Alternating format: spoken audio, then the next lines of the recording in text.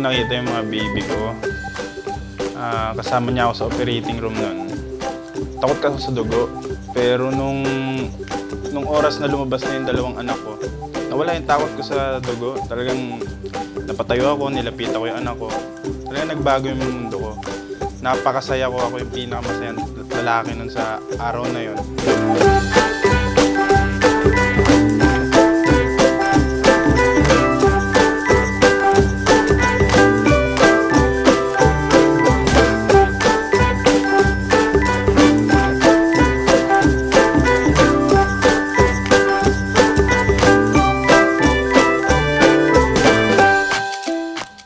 The first time they smile, the first time they laugh, the first time they look at me and call me mama, it's really a heart-melting po talaga.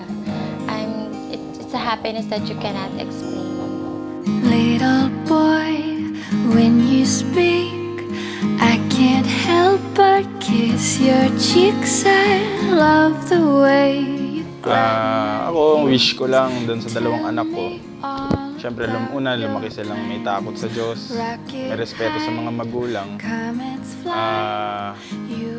Lalo na sa kanilang dalawa, na hindi sila lagi mag-aaway. Alam ko naman, pag lumaki yan, hindi mawawala yung pag-aaway sa magkapatid.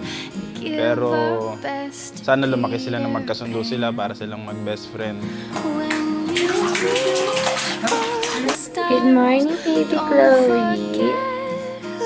Baby. Good morning. Hello.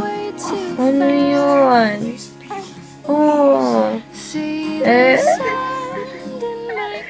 Good morning.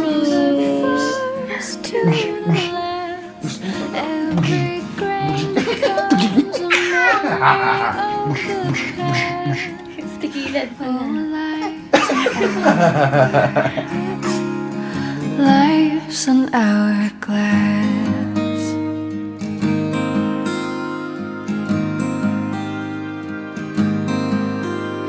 Story is read, prayer is said.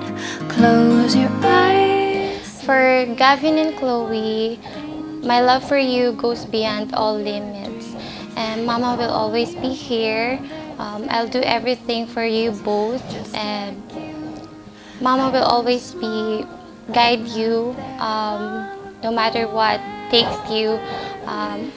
We will always be here in your daddy.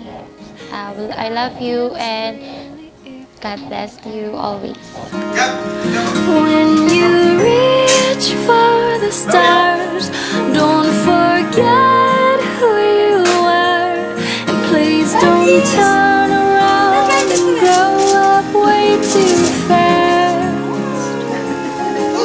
See the sand in my grasp, from the first to the last. Every grain becomes a memory of the past. Oh, life's an hourglass.